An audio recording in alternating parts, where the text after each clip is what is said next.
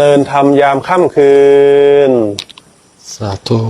กลับมาพบกันเช่นเคยเนาะวันนี้เราอยู่ที่ภูเก็ตเขาเรียกสถานธรรมเนาะสวนพุทธธรรมนาวีอุปถัมภ์นะอยู่ที่จังหวัดเชียงอยู่ที่จังหวัดเชียงเก็ต อยู่ที่ภูเก็ตนะ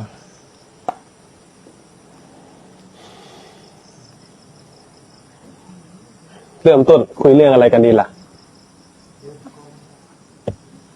มีเรื่องอะไรอยากจะพูดคุยกันไหม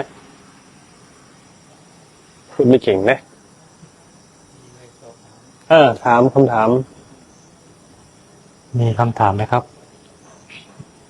ไม่มีเนาะมีเดี๋ยวผมเปิดก่อนก็ได้ครับ แล้วแต่จะพูดอะไรให้ฟังไม่มีอะไรพูด นมัสการเจ้าค่ะ เราไปวัดทุกวันเราทานอาหาร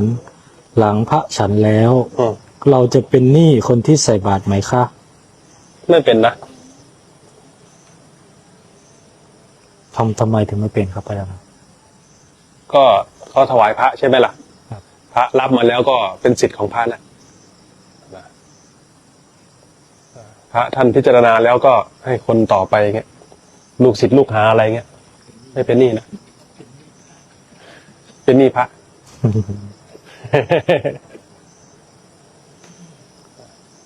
เป็นหนี้พระแทน เขาถวายพระมา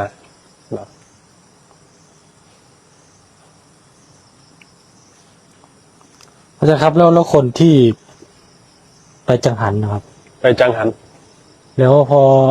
ข้าวเหลือเยอะๆแล้วเอากลับบ้านเนี่ยบาปไหมบาปไหมครับถ้าท่านสละให้แล้วไม่บาปแต่ถ้าเราไปเอาก่อนเนี่ยโดยที่ท่านยังไม่ได้สละให้เนี่ยนี่บาปคือท่านพิจารณาเรียบร้อยแล้วก็ส่งไปใช่ไหมท่านพิจารณาลงในบาตรที่เหลือก็ลูกศิษย์ลูกหาอะไรเงี้ยเหลือแล้วนะไม่บาปครับพระอาจารย์ครับไม่ได้นับถือศาสนาพุทธจะสามารถภาวนาได้ไหมครับและควรตั้งเป้าหมายในการภาวนาเพื่ออะไรครับได้นะก็ฝึกตนฝึกจิตใจนะแต่มันจะเกิดประโยชน์ในการศึกษาได้ก็ต่อเมื่อเราศึกษาวิชานั้นจากใครเราต้องมีความเคารพนะความเคารพก็คือนับถือนั่นแหละนะมีความเคารพนอบน้อมนับถือมันถึงจะเกิดประโยชน์ในการเรียนรู้การปฏิบัติธรรมเหมือนกันมาได้นะวันนี้วางสนุกหน่อย วางสนุกไปได้ครับไปได้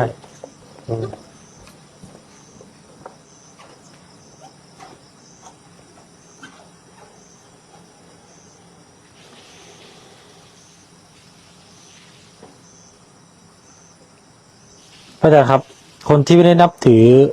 เขาจะฝึกยังไงครับพระอาจารย์ครับไม่นับถือศาสนาก็ศึกษาไงเรียนรู้ว่าท่านสอนเรื่องอะไรนะถ้าคนอยากฝึก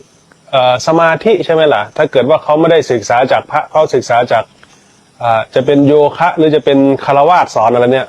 เขาก็ต้องมีความเคารพนอบน้อมเพื่อเข้าถึงองค์ความรู้นั้นแล้วแต่ว่าใครมีความนอบน้อมและองค์ความรู้เข้าถึงใครต่างหากตอนนี้ถ้าเราจะศึกษาสมมุติว่าจะศึกษากับเราอย่างเงี้ยใช่ไหมล่ะเราก็แบ่งปันให้อยู่แต่ถ้าเกิดว่าใจเรามันหยาบนะมัน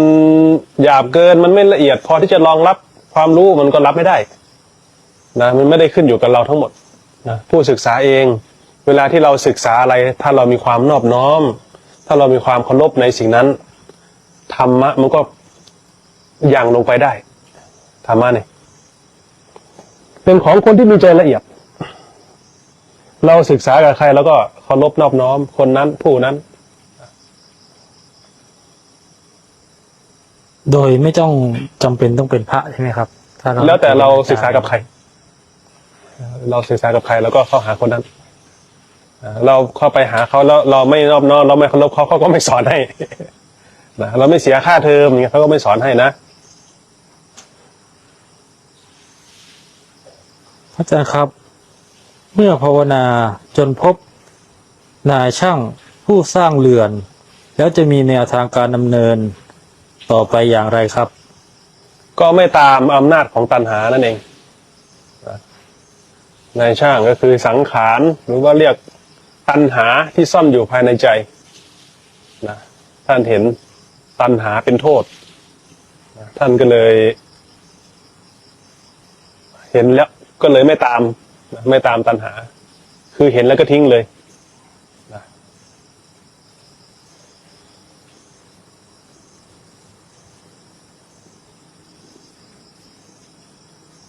นะครับสำหรับคนที่สติยังอ่อนอยู่ครับอาจารย์ครับ จะทำยังไงได้บ้างครับอาจารย์ครับ ฝึกฝน ฝึกฝนก็เรียนรู้ในตามอุบายของครูบาอาจารย์ที่ท่านเห็นสมควรนะบางทีครูบาอาจารย์ท่านก็ชี้ให้ไปป่าช้าบ้าง แต่แล้วแต่อินทรีย์นะ บางท่านอินทรีย์ไม่แกร่งพอที่จะเข้าป่าท่านก็ไม่ให้ไปเหมือนกันนะท่านว่าอยู่กับท่านนี่แหละดีแล้วนะแต่บางองค์ที่ท่านมีความผาดโผนนะก็จำเป็นต้องให้สถานที่ช่วยนะมีสถานที่มีครูบาอาจารย์นะแล้วก็มีเป้าหมายของตนนะเป้าหมายของการศึกษาของตน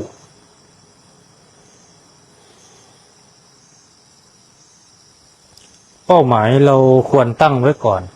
ที่จะเริ่มศึกษาไหมครับอาจารย์ครับ ใช่แล้วศึกษาถ้าเราไม่มีเป้าหมายเราก็ได้แค่ปฏิบัติตามเขานะหลายคนไปวัดก็ไปตามเขาเฉยๆไปพอได้มีเพื่อนคุยกัน ไปนินทากันที่วัดอะไรอย่างเงี้ยนะไหมพอได้มีเพื่อนคุยคนนั้นก็ไปวัดคนนี้ก็ไปนะแต่ถ้าเกิดว่าเรามีเป้าหมายนะที่มันชัดเนี่ยในการฝึกตนก็ดี มันจะเป็นอีกแบบหนึ่งมันจะไม่ได้ตามสังคมไม่ได้ตามกระแสของคนนะมันจะตามกระแสของการทวนกระแสของภายในจิตใจตนนะ เป้าหมายเราควรตั้งความพ้นทุกข์นะครับอาจารย์ครับ แล้วแต่คนเห็นโทษประเภทไหนนะคนเห็นโทษไม่เหมือนกันนะบางคนเห็นความผิดหวังความไม่สมดังใจ บางคนเห็นความพัดภาคนะบางคนถูกหลอกถูกต้มตุนนะบางคนถูกเบียดเบียน ถูกขโมยนะบางคนเห็นสัตว์ติดสัตว์อย่างเงี้ยอำนาจของกามบางคนเห็นคนทะเลาะกันเรื่องชู้สาวนะเรื่องชู้นะเรื่องคบชู้สู่ชายทุกข์ระทมอยู่ภายในใจ นะน้ำตานองหน้าอยู่บางคนทุกข์เพราะขโมยของขายบางคนทุกข์เพราะลูกติดยาเสพติดมันเห็นไม่เหมือนกัน แต่เห็นอันเดียวกันคือทุกข์ที่เกิดขึ้นในใจตนที่มันไม่สมดังใจเราเลยแต่คนที่มาเห็นใจที่มันทุกข์นี่แหละจะเริ่มมองหาแล้วเราจะหวังพึ่งอะไรได้คนเวลาที่เราอยู่ท่ามกลางโลกท่ามกลางสังคมการยื้อแย่งแข่งขันกับคนที่เห็นทุกข์เนี่ยโฟกัสมันไม่เหมือนกันนะเป้าหมายในการฝึกฝนในการเรียนรู้เนี่ยมันต่างกัน พระอาจารย์ครับ วันนี้เรามาที่ภูเก็ตนะครับญาติธรรมบางท่านอาจจะยังไม่รู้จักพระอาจารย์ครับ เหรอ ครับที่อยู่ทางนี้เองครับ ก็เลย ทีนี้มันมีสโลแกนของพระอาจารย์ เรียนรู้ยอมรับไม่ตัดสินนะครับอาจารย์ครับอยากให้พระอาจารย์ขยายความตรงนี้หน่อยครับอาจารย์ครับ เรียนรู้ยอมรับไม่ตัดสินเหรอเรียกว่าเป็นคาถาไปแล้วเอาไปใช้เกิดประโยชน์ในการศึกษาในการดำเนินชีวิต เรียนรู้ในสิ่งที่เราเผชิญทั้งชอบใจก็ดีไม่ชอบใจก็ดีนะเรียนรู้ในการยอมรับให้ได้ โดยที่เราไม่ต้องไปตัดสินอะไรเพราะความคิดเห็นของเรานี่แหละมันเป็นอัตตานะเรียกว่า no comment นะไม่ตัดสินนะอย่าเอาความเห็นตัวเองไปตัดสินนะทุกอย่างเรียนรู้ยอมรับไม่ตัดสินตั้งอยู่ในความไม่ประมาทเรียกว่าเป็นเขาเรียกว่าเป็นบทสรุปของการปฏิบัตินั่นเอง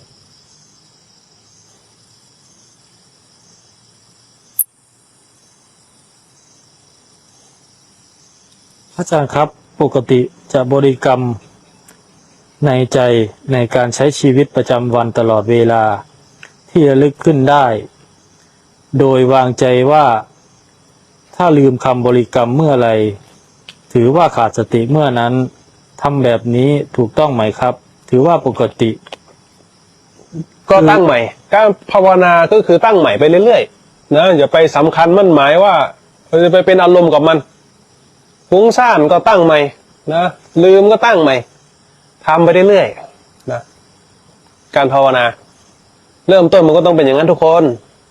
ทำไมมันไม่สงบเลยมันไม่สงบนั่นแหละตั้งแต่แรกนะ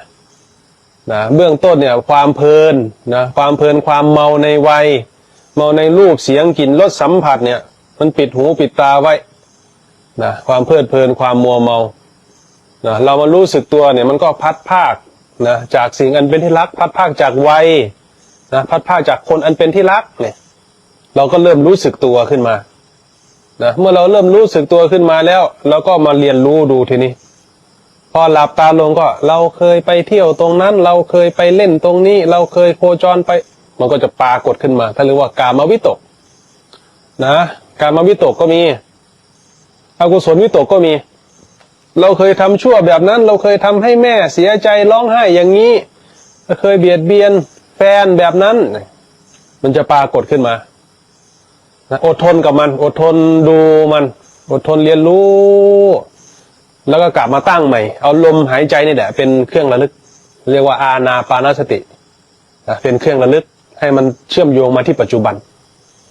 นะเรียกว่าวิตกนะวิตกก็คือการตรึกนะวิตกคือการตรึกตรองนะกามวิตกเนี่ยเห็นไหมมันระลึกไปเรื่องกามนะอกุศลวิตกมันระลึกไปในเรื่องกรรมฝ่าย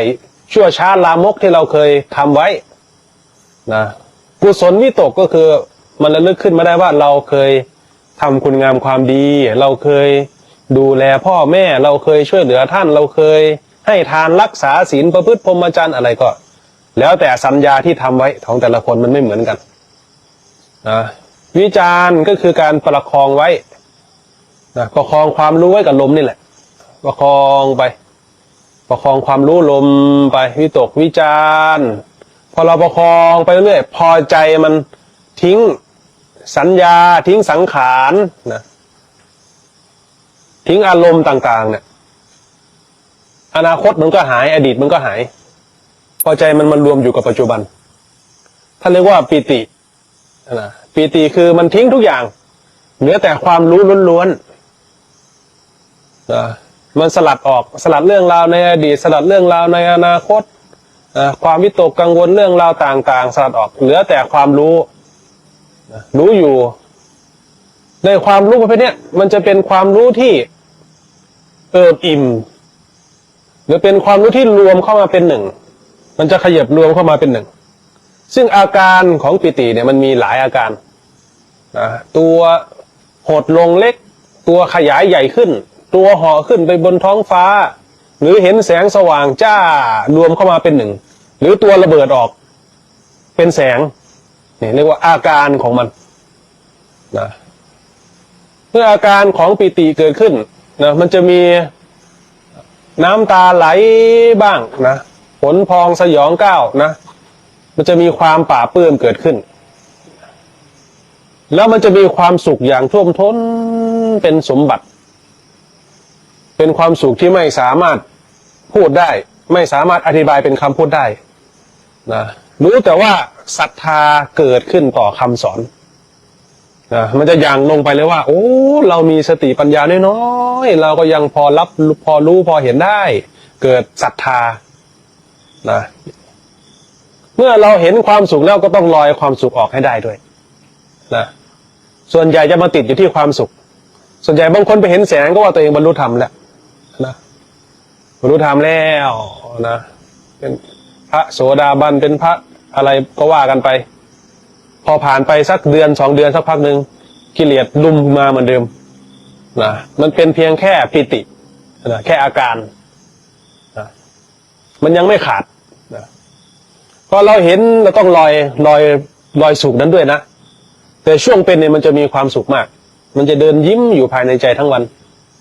นั่งก็ยิ้มยืนก็ยิ้มภาวนาได้ทั้งคืนตลอดเช้าเลยนะเดินจงกรมนี่เหมือนลอยได้เลยนะปีติสุขเลยทำให้เกิดศรัทธาในการปฏิบัติ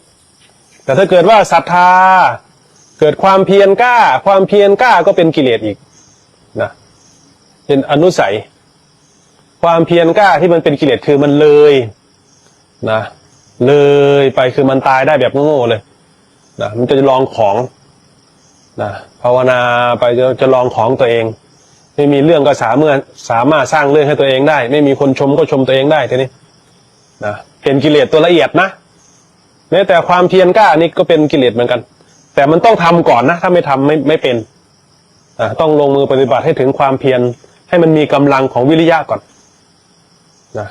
เบื้องต้นมันขี้เกียจขี้ค้านมันฝืนกับอารมณ์ความคุ้นชินของเรานะแต่พอเราเริ่มลงมือปฏิบัติไปใช่ไหมมันจะก่อกำลังขึ้นมาเป็นความกระตือรือร้นนะ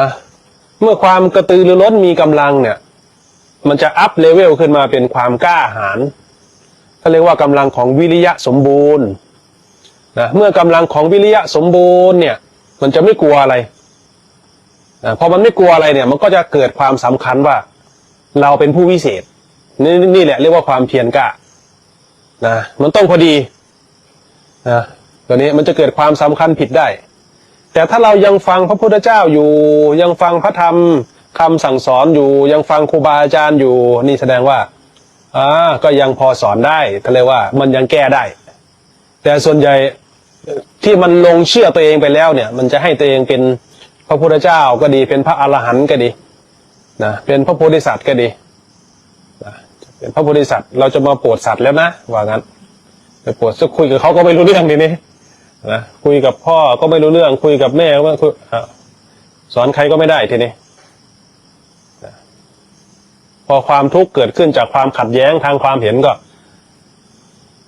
ถึงจะเห็นโทษของมันนะถ้าไม่มีครูบาอาจารย์มัน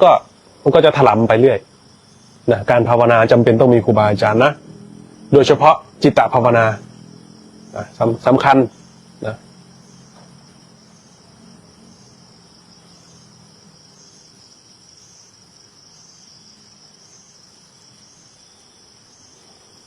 อาจารย์คะติดเรื่องเนื้อคู่ค่ะ พันธสัญญาเก่ายังขึ้นวิปัสสนาไม่ได้กระทบต่อสมาธิการทำงานทางโลกค่ะทุกข์มาก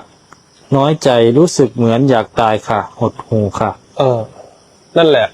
กงขังสรรพสัตว์นะไม่มีอะไรจะเหนียวแน่นยิ่งกว่ากามไปแล้วล่ะนะท่านเรียกว่ากามมาพบนะ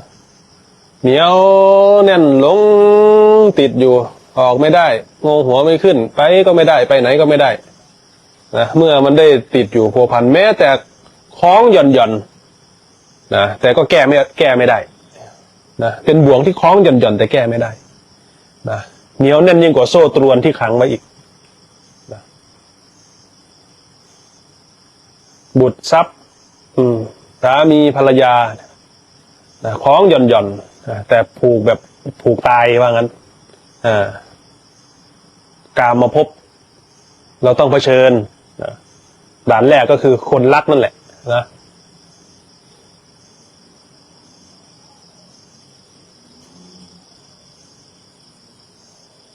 อาจารย์ครับทำไมกามมันถึงเหนียวจังเลยครับอาจารย์ครับเราเกิดด้วยกามนั่นเหนียวเพราะมันเป็นภพของกามาวจรพวกเราจะเกิดด้วยกามอำนาจของกามเราไม่ได้เกิดด้วยปิติด้วยสมาธิไม่ใช่รูปประพรมมารูปประพรมนะเราเกิดในมนุษย์เนี่ยมันพร่องอยู่ในกามมนุษย์สัตว์เดรัจฉานเปรตสัตว์นรกแม้แต่เทวดาเนี่ยก็ทะเลาะกันเพราะกามนะเรียกว่ากามนะกามาวจรผู้คล่องอยู่ในกามคือไปได้ด้วยกามอยู่ได้เพราะกามนะเหนียวแน่นมากนะอาจารย์ครับขอย้อนไปช่วงแรกๆนิดนึงครับอาจารย์ครับช่วงวิตกกับความคิดต่างกันไหมครับอาจารย์ครับวิตกก็มันเรียกแทนกันได้ นะวิตกเนี่ยมันเป็นภาษาบาลีนะความคิดเนี่ยมันมีหลายความหมาย แต่มันก็เป็นหนึ่งในสัญญาไม่ว่าจะเป็นสังขารหรือสัญญาหรือสังขารมันก็ทำงานร่วมกันมันอาศัยกันเรียกแทนกันได้มันเป็นเรื่องภาษานะเรื่องพวกนี้ แต่ว่าถ้ามันจะมีอีกตัวหนึ่งครับอาจารย์ครับ เห็นมันคิดกับเราคิดอย่างนี้ครับ ถ้าเริ่มมีสติแล้ว เราจะเป็นคนเห็นมันคิดนะถ้าสติมีกำลังเราจะเห็นว่ามันคิดนะแต่ถ้าไม่มีสติเราจะเข้าใจว่าเราคิดมันคิดจนปวดหัวคือเราเนี่ยปวดหัวเพราะความคิดมันเยอะนะแต่พอสติมีกำลังปุ๊บทำไมมันร้องเพลงเองวะเนี่ยทำไมมันพุทโธเองนี่เราจะเริ่มเห็นเนี่ยคือสติมีกำลังทำไมมันสวดมนต์เองทำไมมันด่าคนนั้นทำไมมันว่าคนนี้ไม่มีคนชมมันก็ชมตัวเองนี่หว่าไม่มีคนหาเรื่องก็หาเรื่องให้ตัวเองได้นี่หว่ามันจะเห็นอย่างนั้นนะมันเรียกว่าสติมันเริ่มเห็นเหมือนเราเริ่มมีกำลังนะสติมันเริ่มมีกำลังมันถึงจะเห็นนะเมื่อก่อนเราก็จะโกรธไปเลยใช่ไหมแต่พอสติมีกำลังเราก็จะเห็นมันตั้งเขาด้วยนะมันกำลังตั้งเขากำลังมาแล้วต้องระวังแล้วไฟป่ากำลังมาแล้วเป็นอย่างนั้นสติมันทำให้เราเห็นอาการได้ชัดขึ้นนะสติทำให้เราเรียนรู้ได้ชัดขึ้นนะสติเนี่ยเหมือนพูด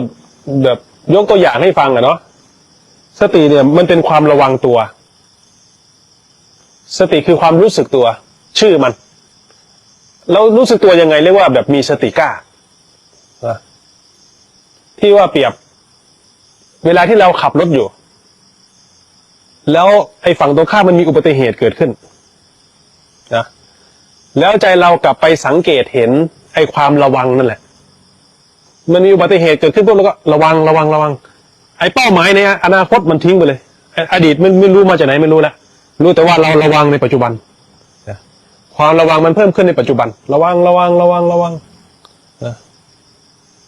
พอกลับถึงบ้านปุ๊บเราอาบน้ำเข้าห้องนอนมันก็ฟูขึ้นมา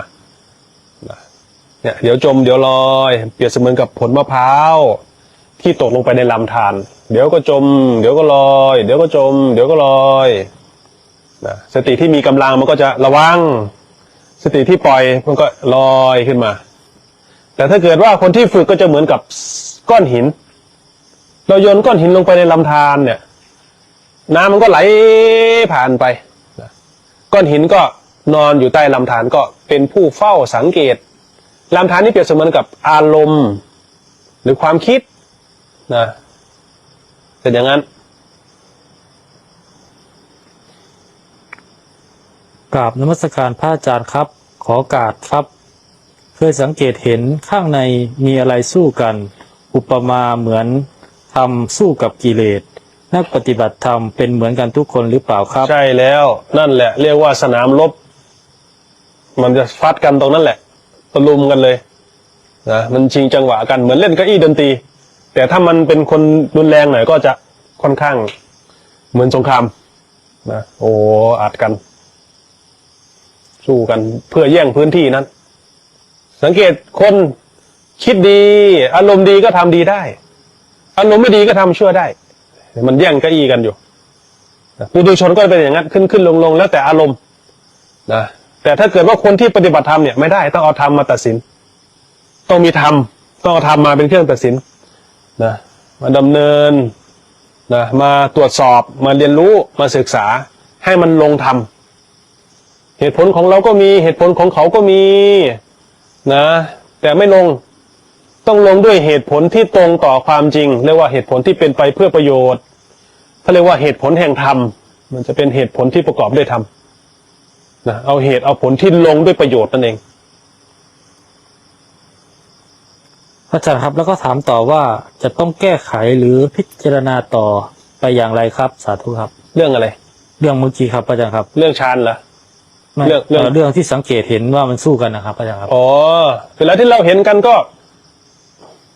สังเกตดูเฉยๆนะเราจะเห็นเองนั่นแหละมันจะสอนเราอยู่ในนั้นเราจะไปเข้าฝั่งใดฝั่งหนึ่งไม่ได้มันจะทะเลาะกันอยู่ตลอดเพราะฉะนั้นเราไม่ควรเข้าไปตัดสินอะไรเรียกว่าทำลายความเห็นของเราให้กลายเป็นเพียงแค่ผู้เฝ้าสังเกตหรือเป็นผู้ดูเฉยๆ หู้ซื่อๆเนี่ยครูบาอาจารย์พูดอย่างนั้นนะดูเฉยๆนั่นเองนะไม่ต้องไปออกความเห็นอะไร ความเห็นของเรานั่นแหละเป็นตัวที่ขัดขวางการเรียนรู้ของเรา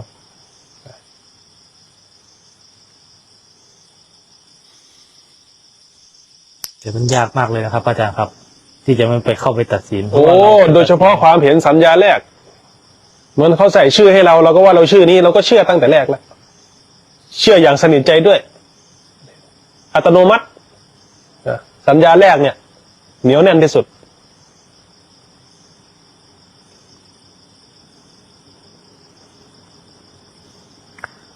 เรียนถามพระอาจารย์จิตกับวิญญาณในขันธ์ห้ามีความเหมือนหรือแตกต่างกันอย่างไรครับมันแตกต่างกันที่ชื่อเรียกแต่เหมือนกันด้วยอาการจิตคือผู้รู้หรือความรู้หรือเรียกว่าวิญญาณขันธ์ก็เรียกแทนกันได้แล้วแต่ว่าใช้ในความหมายไหนในบทไหนที่เราจะสื่อสารกันนะรู้นี่คือรู้นี่แม้ไม่พูดมันก็รู้หลับตาเนี่ยก็ยังรู้อยู่ลืมตาก็รู้อยู่แม้ไม่พูดเนี่ยมันก็รู้อยู่ตัวรู้เนี่ยเราลองระลึกถึงตู้เย็นที่บ้านดูสิเปิดตู้เย็นดูสิมีอะไรบ้างนะอันนี้คือความรู้ที่ทำงานโดยอาศัยสัญญาหรือเรียกว่าความทรงจำเปิดไปเจอลาบปูโอ้โหมักตัวนี้มากกว่าเกิดอารมณ์คือความชอบใจนี่แล้วแต่คนยินดีกับอะไรเปิดไปเจอเบียร์ในตู้เย็นแล้วแต่คนเปิดไปเจออะไรของแต่ละคนไม่เหมือนกันสัญญาแต่ละคนความชอบใจต่างกัน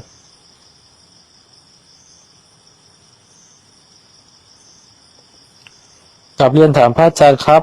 พระอาจารย์ยังรับผู้ที่ไปบวชไหมครับก็รับอยู่นะ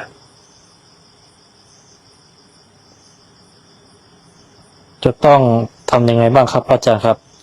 ก็ต้องไปรายงานตัวที่วัดนะถ้าจะบวชนะไปรายงานตัวที่วัดแล้วก็ไปอยู่ดูพฤติกรรมก่อนว่าเราป่วยขั้นไหนถ้าอาการป่วยมากก็ต้องส่งโรงพยาบาลบ้าก่อนแต่ถ้าเกิดว่าเราปกติดีอย่างเงี้ยพูดได้สอนได้ไม่ต้องส่งไปบำบัดที่ไหนก็ถ้าพร้อมนะฟังครูบาอาจารย์มีจุดมุ่งหมายในการบวชเข้ามาเพื่อแสวงหาทางพ้นทุกข์ก็ให้ครูบาอาจารย์ที่ท่านเป็นพี่เลี้ยงท่านพิจารณาดูก่อนนะเมื่อพร้อมท่านก็บวชให้เมื่อไม่พร้อมก็ต้องดูนิสัยกันไปก่อนนะกราบนมัสการครับกับผมปล่อยกายและความรู้สึกให้มันเป็นไปเองแล้วตามดูเห็นสภาวะที่มันดิ้นรน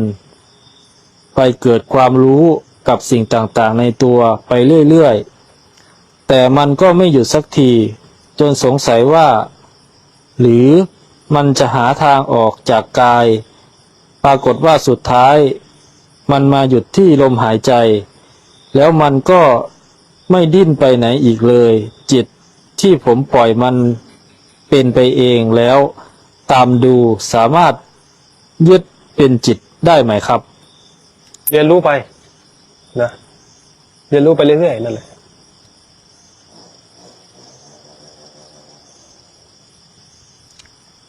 น้อมกราบพระอาจารย์เจ้าค่ะขอถามค่ะถ้าจะฝากตัวเป็นลูกศิษย์พระที่เราศรัทธาจะต้องไปกราบด้วยตนเองไหมคะหรือว่าเราศรัทธาโดยเราอยู่บ้านไม่ได้ไปกราบท่านก็ได้คะแล้วแต่โอกาสนะแต่ถ้าเรารู้ว่าใครคือครูบาอาจารย์เราแล้วเนี่ยมันลงใจแล้วเนี่ยอยู่ที่บ้านมันก็ระลึกถึงท่านมันแล้วแต่โอกาสเนาะถ้าโอกาสเราได้มีโอกาสได้ไปหามันก็จะปลื้มใจนะมันเป็นอย่างนั้นนะแต่บางคนก็ไม่มีโอกาสก็กราบทางไกลเอานะ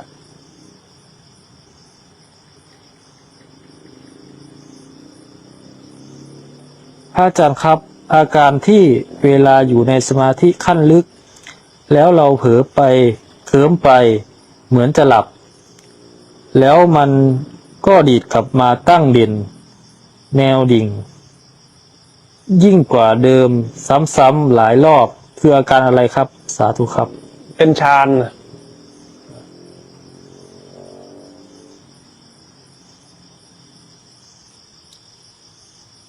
มันเป็นอย่างนี้ดีไหมครับพระอาจารย์ครับ หรือว่าต้องแก้ไขยังไง มันก็ดีกับการชาร์จพลังของใจ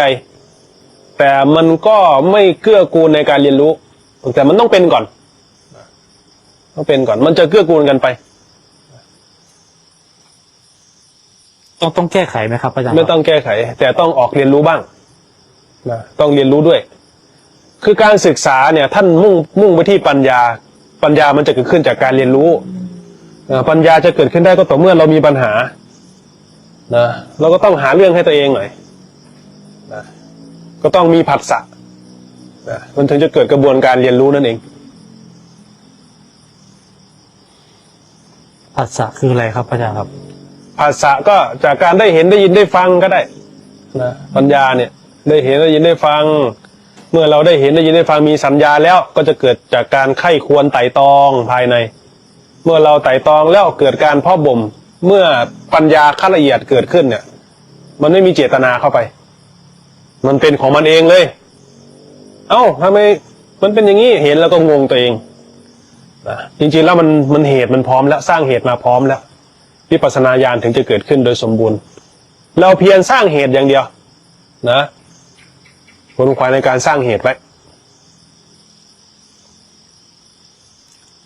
กับนมัสการพระอาจารย์ครับ ผมฝึกอานาปานสติมาสักพักแล้ว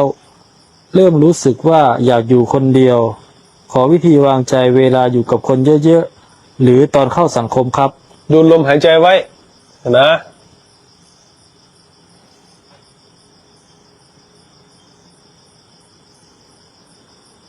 ทำไมมันเป็นอย่างนั้นครับพระอาจารย์ครับทำไมมันไม่อยากจะคบใครไม่อยากจะเจอ มัน ใครครับ เห็นมันเป็นของมันนะมันจะเห็นโทษของการคุกคีนะเวลามันเป็นสมาธิมันเริ่มจะสันโดษเนี่ยมันจะเห็นโทษจากการคุกคีอยากจะปีกไว้อยู่เฉยๆนะอยากจะทำตัวโง่ๆบ้างนั่งอยู่เฉยๆมันอยากพักน่ะแหละใจมันอยากจะวางทุกอย่างลงอยากจะอยู่กับตัวเองนะ มันแตกต่างจากโรคซึมเศร้าไหมครับพระอาจารย์ครับ อาการเนี่ยครับ ตัวนี้มันจะมีปิติเลี้ยงใจอยู่นะ มันจะต่างกันตรงนี้ คือคนที่มีบุญเนี่ย มันจะอยู่คนเดียวได้โดยที่ไม่ทุกข์ใจนะแต่โรคซึมเศร้านี่อยู่คนเดียวก็เซ็งนะแบบไม่มีค่าอะไรเลยนะ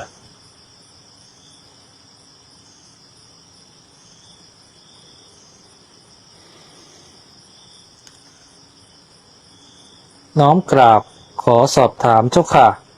ดิฉันนั่งสมาธิดูลมหายใจเข้าออกบริกรรมพุทโธพุทโธบางทีก็ไปเข้าป่าบ้าง บางทีก็พุทโธอยู่ไปเห็นตัวเอง นั่งมีแต่กระดูกในท่านั่ง ดิฉันมองดูตัวเองน้ำตาจะไหล แล้วดูอีกทีหนึ่งก็คิดว่าเราไม่มีอะไรแล้ว หรือนี่คิดเองหรือเห็นจริงเจ้าคะ มันก็ต้องเห็นนั่นแหละเนาะถึงจะพูดถูกเนาะ มันก็ต้องเห็นนั่นแหละนะถึงจะพูดถูกเด้ ตัวเองเห็นก็มาถามคนอื่น เฮ้ย ตัวเองเห็นก็ไปถามคนอื่นเนาะเฮ้ย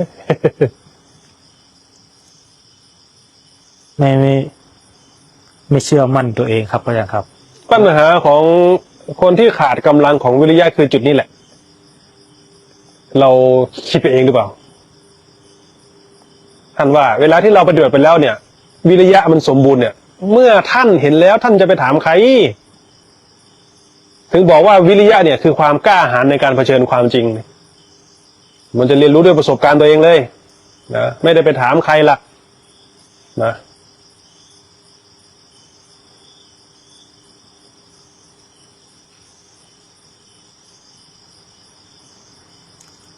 ช ใช่ครับพระอาจารย์การที่จะทำให้หลุดพ้นนั้น ยากแสนยากครับ ครับผม รับทราบครับ พระอาจารย์ครับ ยากแต่ละคนเนี่ย มันไม่เท่ากันไหมครับพระอาจารย์ครับ ใช่ บางคนยาก แค่เห็นก็ยากแล้ว บางคนเดินไปถึงบอกว่ายากนะบางคนแค่เห็นทางเนี่ยโอ้มันยากเหลือเกินเลยบางคนเนี่ย ยากไปด้วยบ่นไปด้วยแต่ก็เดินอยู่ โอ้ยยากยังไงก็ไปฝืนไปนะพอคนที่ผ่านไปแล้วก็เอ้าไปได้นี่หว่ามาท่านมาได้ไม่ยากเกินสุดวิสัยของความเป็นมนุษย์ตราบใดที่เรามีลมหายใจอยู่นะเป็นไปได้นะถ้ามีกำลังอินทรีย์พละสมบูรณ์นะมีศรัทธามีวิริยะมีความเพียรมีกำลังสติสมาธิปัญญาสมบูรณ์บริบูรณ์ถึงได้ทุกคนไม่จำกัดเพศนะไม่จำกัดวัยถ้ากำลังอินทรีย์สมบูรณ์เนี่ยประจักษ์ทุกคนนะใครห้ามนะใครเขียนลิขสิทธิ์ไว้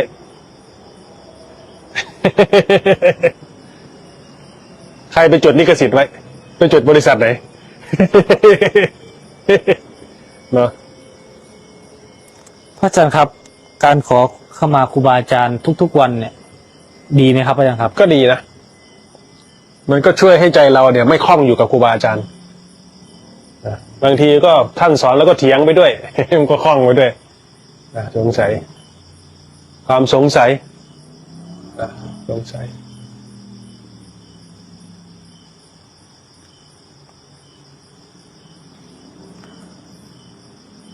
พระอาจารย์คะ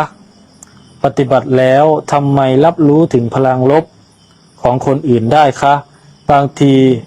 รู้สึกอึดอัดกับคนข้างตัว จนรู้สึกกลัวค่ะทำใจยังไงดีคะ ถ้าไม่สบายใจก็อยู่ห่างๆเขานะให้รู้จักระยะห่างที่มันพอดีนะ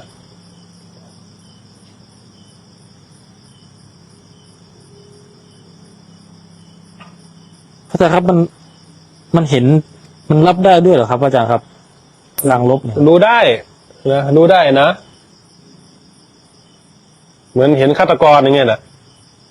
ไม่ต้องมียานหรอกมันก็รู้สึกหวาดเสียวแล้ว เห็นคนเห็นแก่ตัวอย่างเงี้ยก็เห็นคนที่เขามีความเสียสละเนี่ยมันเย็นใจแค่เห็นนะที่เห็นเนี่ยมันเย็นไปถึงจิตไปถึงใจ รู้ได้ไม่ต้องรู้อะไรก็ได้นะแค่รู้ใจตัวเอง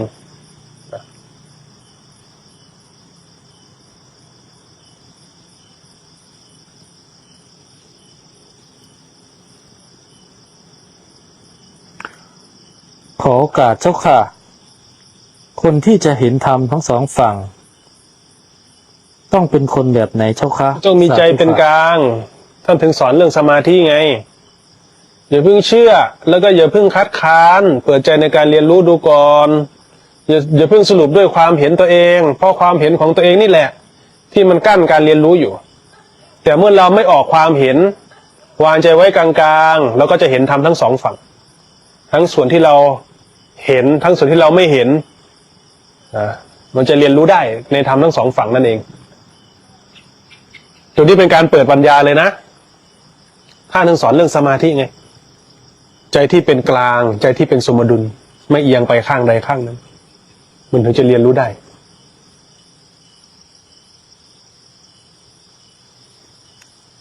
พระอาจารย์คะทำไมถึงชอบบ่นหรือสอนคนอื่นในใจคะพอเจอกันต่อหน้าเหมือนกับ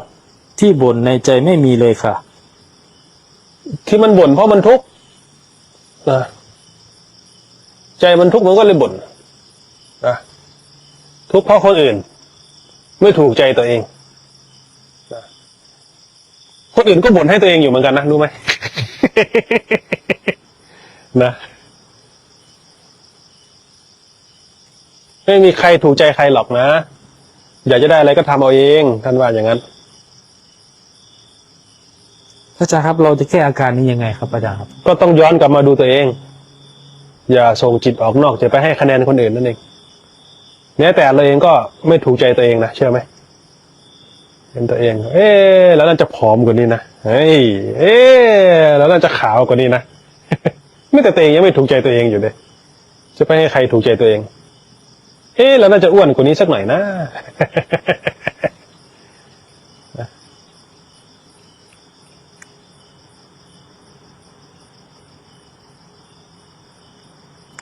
เห็นนิสัยตนเองแล้ว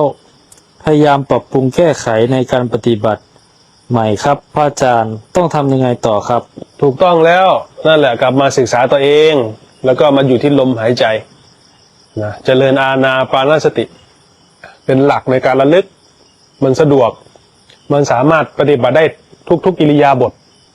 นะทุกที่ไม่จำกัดนะทำอะไรก็สามารถดูลมไปด้วยนะเวลาที่เกิดเหตุฉุกเฉินขึ้นมันถึงจะเห็นที่พึ่งนะจะกลับมาที่ลมเองเลยปั๊บเลย วิญญาณขันธ์กับวิญญาณธาตุต่างกันอย่างไรครับวิญญาณขันธ์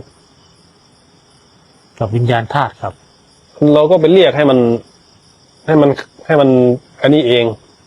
ก็รู้เฉยๆนี่แหละนะ อย่าไปสงสัยชื่อมันนะ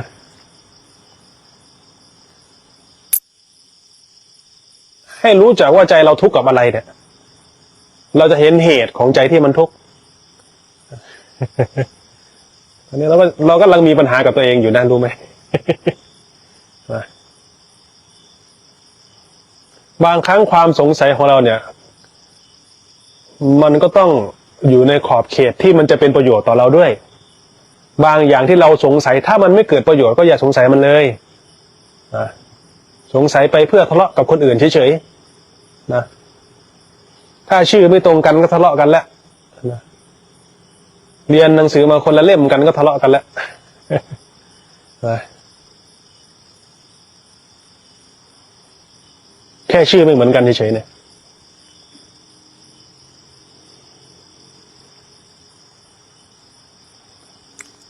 กับสาธุค่ะพระอาจารย์พอจิตนิ่งเห็นนางมารร้ายมันอาละวาดเหมือนมีเอเลี่ยนอยู่กลางอก มันน่ากลัวมากค่ะเห็นมันแล้วนึกสงสารคนในครอบครัวว่าเมื่อก่อนเราร้ายขนาดนี้เลยหรือ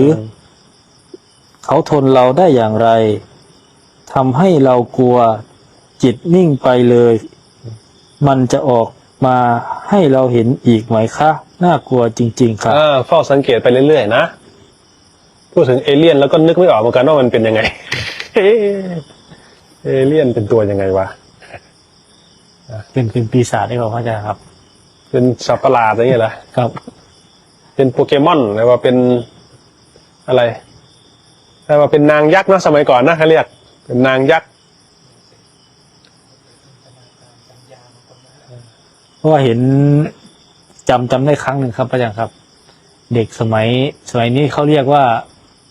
แม่เขาว่าเป็นปีศาจครับพระอาจารย์ก็ซิล่าครับ เห็นแม่เป็นก็ซิล่าบ้างครับอ๋อเราก็เห็นก็ซิล่าอยู่แต่ยังไม่เห็นแม่ แล้วแต่เราจะเปรียบเทียบใส่กับอะไรสัญญาเป็นอย่างนั้นแหละ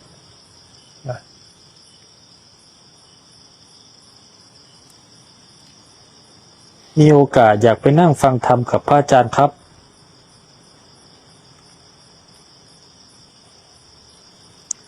กราบขอโอกาสเร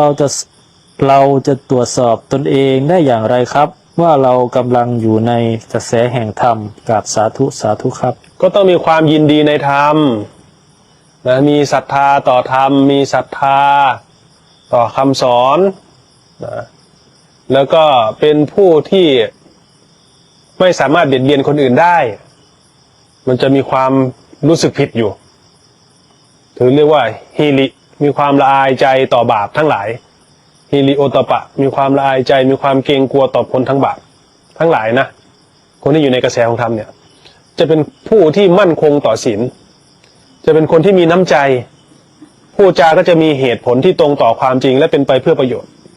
ไม่ได้พูดเพื่อเอาชนะใครพูดด้วยเหตุด้วยผลเป็นไปเพื่อเกื้อกูลประโยชน์แล้วก็มีน้ำใจเป็นผู้ที่ไม่ตนีขี้เหนียวเป็นผู้ที่มีใจที่เอื้อเฟื้อเผื่อแผ่มีความยินดีในการช่วยเหลือผู้อื่นลักษณะท่านจะเป็นอย่างนั้นพระอาจารย์ครับการสร้างเหตุคือการดูลมดูความคิดไปเรื่อยๆใช่ไหมครับใช่แล้วไม่ว่าจะเป็นการให้ทานการรักษาศีลแล้วก็การฝึกฝนฝึกสติดูลมหายใจเนี่ยก็เป็นการเรียนรู้ในการเฝ้าสังเกตนะการเรียนรู้ในผัสสะที่เราไปเจอกับสิ่งต่างๆเป็นหนึ่งในกระบวนการศึกษาถ้าเราประกอบด้วยสติสัมปชัญญะในการเรียนรู้อยู่นะนั่นคือการฝึกทุกๆอิริยาบถในแต่ละวันถ้ามีสติอยู่รู้ตัวอยู่อาจารย์ครับอยากฟังเรื่องบัวสีเหลาครับอาจารย์ครับบัวสีเหลาท่านเปรียบอุปมาหลังจากที่ท่านได้ตรัสรู้ท่านก็ท้อพระหฤทัยนะท่านท้อพระหฤทัยว่ามันเป็นธรรมที่ละเอียดเกินเห็นตามได้ยากจะคิดเอายังไงก็คิดไม่ได้แต่ท่านมาเห็นได้ท่านก็เกิดความท้อพระหฤทัยว่าเป็นสิ่งที่คนเรียนรู้ได้ยากท้าวมหาพรหมท่านก็เลยมาอาราธนาว่าพระองค์เนี่ยเปรียบเสมือนกับมหาบุรุษผู้ยืนอยู่บนยอดเขาท่านสามารถมองเห็นทั้งเบื้องหน้าทั้งเบื้องหลังทุกทั่วทุกสารทิศสามารถชี้บอกทางแก่คนที่ต้องการจะขึ้นไปสู่ยอดเขานั้นบอกทางแก่คนหลงทางได้โปรดเถิดหนอพระพุทธเจ้าข้าโปรดแสดงธรรมสั่งสอนเวนยสัตว์เถิดพระพุทธเจ้าข้าหากพระองค์ไม่ทรงแสดงธรรมสักหน่อยเลยสรรพสัตว์ยิ่งจะมืดยิ่งจะไปไกลยิ่งกว่านี้ยิ่งจะหลงกันหนักยิ่งกว่านี้อีกได้โปรดเถิดหนอพระพุทธเจ้าข้าพระองค์ก็เลยมาพิจารณาเรื่องมนุษย์อย่างถ้าพวกเราเห็นก็คนที่มีสติปัญญาดีเห็นไหมคนที่มีสติปานกลางคนที่เอาตัวรอดคนที่เห็นแก่ตัวคนที่เบียดเบียนคนที่เมายาบ้าสัมมาเลเทเมาเราก็จะเห็นแบบนั้นใช่ไหมล่ะท่านก็เลยอุปมาเหมือนบัวสีเหล่าดอกบัวที่อยู่เหนือน้ำเขาเรียกว่าอุคติตันยูเพียงต้องแสงแดดของพระอาทิตย์ก็เบ่งบานได้คือผู้ที่มีกำลังสติปัญญาบำเพ็ญมาดีแล้วเพียงได้ยินได้ฟังได้สดับพระสัทธรรมก็กระจ่างแจ้งในธรรมนั้นวิปจิตตันยูคือดอกบัวที่กำลังจะพ้นจากน้ำนะคือเห็นแสงแดดของพระอาทิตย์แล้วแหละก็จะสามารถเบ่งบานได้ในวันต่อๆไปคือคนที่มีกำลังสติสมาธิระดับปานกลางนะแล้วได้ยินได้ฟังแล้วเรียนรู้ได้ในอุบายอันชอบของตนจะเบ่งบานในวันต่อๆไปส่วนนัยยะบุคคลคือดอกบัวที่อยู่ใต้น้ำเห็นแสงแดดของพระอาทิตย์อยู่ลำไรว่าพระอาทิตย์ได้ขึ้นแล้วนะเปรียบเสมือนกับคนที่ได้เห็นได้ยินได้ฟังแต่เป็นผู้ที่มีกำลังสติสมาธิปัญญาน้อยแต่ขนขวายตามโอวาทคำสั่งสอนคือขนขวายในการบำเพ็ญตบะเพราะบ่มอินทรีย์พละเพื่อที่จะไปต้องแสงแดดของพระอาทิตย์ท่านว่าจะสามารถเบ่งบานได้ในสักวันหนึ่งท่านว่าอย่างนั้นอีกประเภทหนึ่งคือบัวที่อยู่ใต้โคลนตมแม้ตะวันจะคล้อยบ่ายแล้วก็ตามก็ไม่รู้ว่าพระพุทธเจ้าได้อุบัติขึ้นแล้วไม่รู้เลยว่าธรรมะได้เกิดขึ้นแล้วไม่รู้เลยว่าพระอริยะเจ้าทั้งหลายได้อุบัติขึ้นแล้วไม่รู้สุดวิสัยที่จะสงเคราะห์ได้ก็มีท่านเรียกว่าปัทภปรมะนั่นเองนะ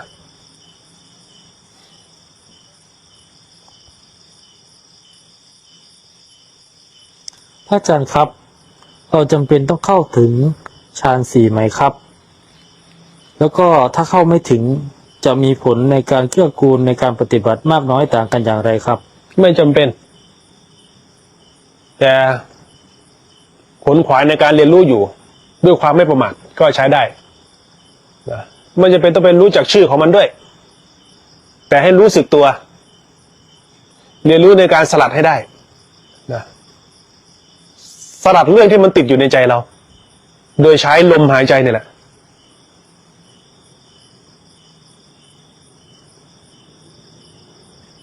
คือระลึกได้ก็เอาลมยาวแล้วก็ออกยาวอย่างนี้ใช่ไหมครับอาจารย์ ใช่เรียนรู้ในการสลัดคืนความหลงที่มันหลงคล่องอยู่ติดอยู่ในเรื่องราวต่างๆนะกลับมาอยู่กับลมหายใจตัวเองแล้วก็ทิ้งทุกอย่างไว้ แล้วก็ถ้าแบบว่าเราจ้องลมหายใจไปเลยได้ไหมครับอาจารย์ครับเหมือนว่า ได้ เราลึกแล้วว่ามัน คนที่ ด จ้อง ไม่ดี ลม แว หายใจส่วนใหญ่จะเป็นพวกโทสะจริตคือเป็นคนที่ขี้โมโหพวกอารมณ์รุนแรงพวกนี้ต้องจ้องนะแต่ถ้าเกิดว่าเราฝึกมาบ่อยๆแล้วมันจะกลายเป็นการเฝ้าสังเกต จากจ้องกลายเป็นดูจากดูกลายเป็นเฝ้าสังเกต กลายเป็นรู้เฉยๆ ตอนที่เราทุกข์มากๆเราคิดว่าทุกข์นี้จะพาเราพ้นทุกข์ในอีกไม่ช้า แต่ในใจมันก็ต่อสู้กันรุนแรงมากระหว่าง อยากจะหนีไปให้พ้นแต่ใจก็ยังอยากอยู่ในที่ทุกข์ต่อไปอาจารย์คิดว่าอีกไม่ช้าจะหาทางพ้นทุกข์จนได้ไหมคะ นั่งภาวนา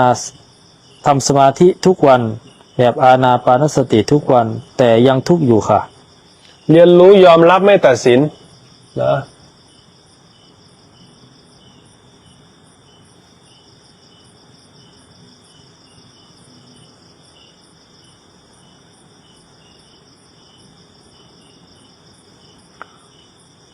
ขออโหสิกรรม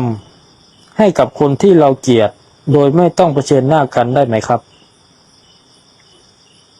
ก็ได้นะได้อยู่ถ้าใจเรามันลงนะแต่ถ้ามันยังไม่ลงเจ้ากรรมนายเวรที่ว่ามีคู่กรณีอยู่นะอย่างเช่นเขาไม่ได้หาเรื่องเราหรอกแต่ว่าเราไปหาเรื่องเขาอย่างเงี้ยถ้าเราให้อภัยตัวเองให้อภัยเขาได้มันก็จบกับตัวเองนี่แหละนะแต่ถ้าเกิดว่าเขาไม่ยอมอย่างเงี้ยเราก็ต้องพูดกับเขานะมันอยู่ที่ว่าใครติดใครกันแน่เราติดเขาหรือเขาติดเราตอนนั้น พระอาจารย์คะมีวิธีจะทำให้รู้สึกตัวทั่วพร้อมตลอดไปยังไงคะ ฝึกฝนนะฝึกฝนนะเรียนรู้ฝึกฝนเอาไม่มีใครเสี่ยงให้กันได้นะได้แต่บอกทางในการฝึกฝนต้องเรียนรู้เองอาศัยประสบการณ์ตัวเองเท่านั้นแหละ